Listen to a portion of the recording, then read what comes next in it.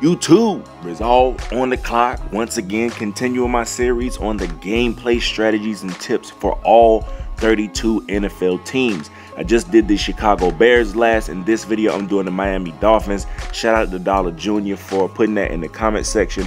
Also, shout out for Bills for lighting that fire under my ass so I can go ahead and enhance my videos a little more. But anyway, like I said before, you can use these strategies for any other football games if you like going back and updating the rosters.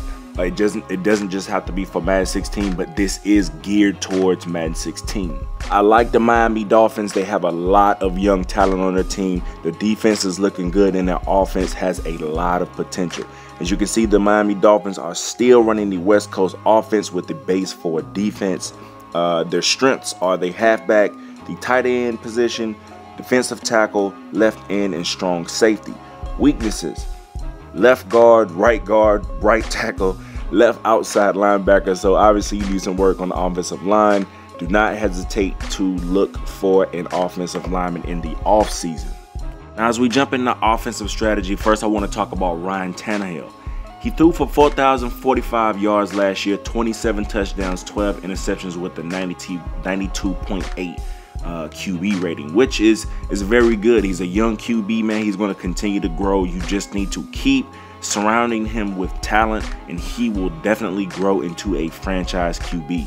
The Dolphins have Lamar Miller, which is definitely a decent back to have. He rushed for 1,099 yards last year and had 8 rushing touchdowns. Now, the Dolphins don't have a lot of depth at the halfback position, so during the season, make sure you're scouting for halfbacks, and during the offseason, make sure you're hitting up the draft and free agency for halfbacks. Now, the Dolphins gained Jordan Cameron from the Cleveland Browns this year. He is a great addition to the Dolphins tight end position. He is a fast tight end that will definitely create mismatches against linebackers. So utilize him in man-to-man coverage and definitely hit him in the red zone.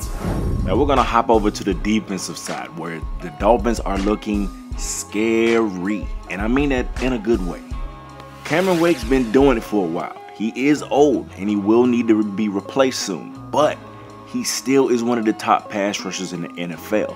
Just make sure you're looking for a replacement for him very soon. Now, also joining the party on that crazy offensive line is Ndamukong Suh. God, that line is going to be very scary this year.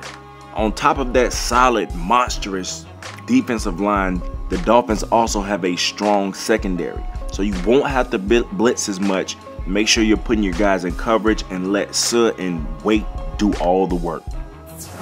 Now moving on to the Dolphins' key players. Like I said, Lamar Miller, he came off a good season last year.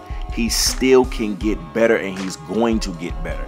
So make sure you're giving him the touches so he can develop into a franchise back.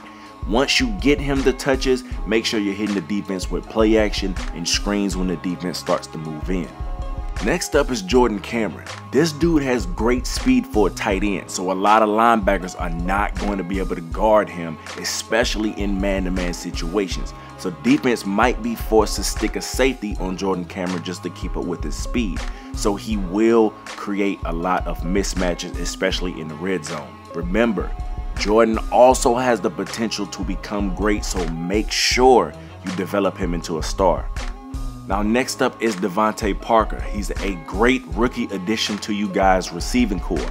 Greg Jennings is getting old, so these younger guys are going to have to start stepping up. He has great speed and acceleration, so he is going to be effective on those wide receiver screens and slot catches. Last but not least is Suh and Wake. I don't even have to go into what these two dudes are going to do, man. Like I said, you're not going to have to blitz like that, because these dudes are going to be wrecking shop. And then, like I said, mix up the packages, move them around the line, try to find mismatches so they can put in even more work, man. And that's all you got to worry about when it comes to these two. So overall, the Miami Dolphins are 81. The pros: this team's defense has the potential to grow even stronger than what it is now. Just make sure you're pinpointing any weak spot in your defense and you're developing that position accordingly. Now the cons: The offense may still struggle with production because the team is still in that building phase. The team does have a lot of young offensive talent on the team, so make sure you're developing those players and surrounding Ryan Tannehill with new talent. Now, the team still does have talent, so make sure you're studying your playbook, utilizing key players, and figuring out what works for your team. Yo, so that's it for the Miami Dolphins. Yo, please leave a like and subscribe to my channel. I got the rest of the teams coming. If I said anything wrong or anything that needs to be added to the video, please leave it down in the comment section. Like I said, we are all in this together. That's my time. This your boy Resolve, man. I got mine. What's yours?